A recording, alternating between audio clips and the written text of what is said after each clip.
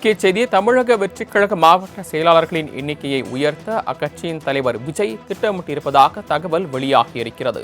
தமிழக வெற்றிக்கழக மாவட்ட செயலாளர்களின் எண்ணிக்கையை உயர்த்த அக்கட்சியின் தலைவர் விஜய் திட்டமிட்டுள்ளதாக தகவல் ஒன்று கிடைத்திருக்கிறது.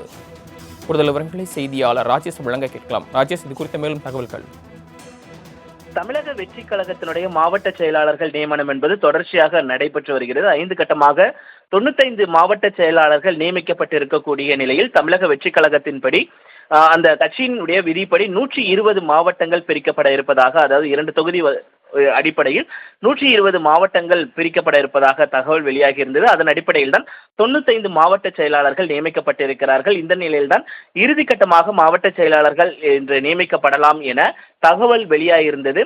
இந்த நிலையில் தலைமை கழகத்தில் அவர் அக்கட்சியினுடைய தலைவரும் நடிகருமான விஜய் அந்த நிர்வாகிகளை சந்தித்து வாழ்த்து தெரிவிப்பார் என்றும் எதிர்பார்க்கப்பட்ட நிலையில் தற்பொழுது 140 வரை மாவட்ட செயலாளர்கள் அறிவிக்கப்பட வாய்ப்புள்ளதாக தகவல் வெளியாகி இருக்கிறது. நிர்வாக ரீதியாக சில சிக்கல்கள் இருப்பதாகவும், உட்கட்சி பிரச்சனை காரணமாக ஒரு சிலருக்கு பொறுப்பு வழங்காமல் இருக்க முடியாத ஒரு சூழல் என்பது இருப்பதாகவும், நிர்வாகிகள் அதிகரித்ததன் காரணமாக இந்த மாவட்ட செயலாளர்கள் பதவி என்பது உயர்த்தி வழங்கப்படுவதற்கான வாய்ப்பு உள்ளதாக தகவல் வெளியாகி இருக்கிறது.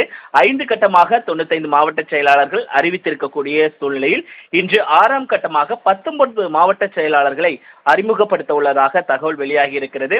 இதனைத் தொடர்ந்து மாவட்ட தொகுதிகளின் எண்ணிக்கையை குறைக்கவும் வகையில் மாவட்ட செயலாளர்களின் எண்ணிக்கையை அதிகப்படுத்துவதற்காகவும், துரித கட்சி பணிகளை மேற்கொள்வதற்காகவும் மாவட்ட செயலாளர்களின் எண்ணிக்கை 120 140 அதிகப்படுத்துவதற்கான வாய்ப்புகள் உள்ளதாக தகவல் வெளியாகி இருக்கிறது. மாவட்ட செயலாளர்கள் நியமனத்தை தொடர்ந்து நடிகர் விஜய் அவர்கள் சுற்றுப்பயணம் மேற்கொள்ள உள்ளதாக தகவல் வெளியாகி இருக்கிறது. அந்த சுற்றுப்பயணத்திற்கு முன்பாகவே இந்த நிர்வாகிகள் நியமனம் என்பது முழுமையாக நிறைவு பெற வேண்டும் என்பது அவருடைய அறிவுறுத்தலாக இருக்கிறது. தாங்கள் வழங்கிய கூடுதல் தகவல்களுக்கு நன்றி ராஜேஷ்.